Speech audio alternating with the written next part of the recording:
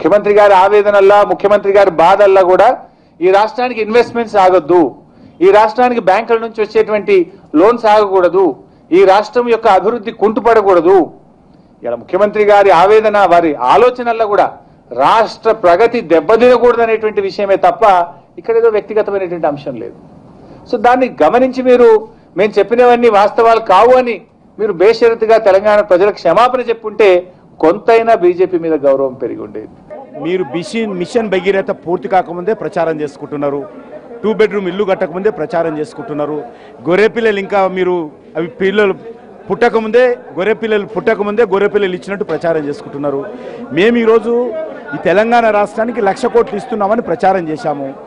1,00,000 కోట్లు దేనికి ఏమి ఇచ్చామో మేము ఈరోజు నిరూపించడానికి సిద్ధంగా ఉన్నాము. మేము ఏ పార్టీని వ్యతిరేకించలేదు, ఏ నాయకుని అనలేదు. మేము తెలంగాణ అభివృద్ధి కోసం 1,00,000 కోట్లు ఇచ్చామని మా అమిత్ షా గారు ప్రకటిస్తే దాన్ని కోరంతలు గొండంతలు చేసి మీరు విమర్శిస్తున్నారు. మేము ఈరోజు దేనికి 1,00,000 కోట్లు ఇవ్వబోతున్నామో ఇచ్చామో మేము నిరూపించడానికి సిద్ధంగా ఉన్నాము.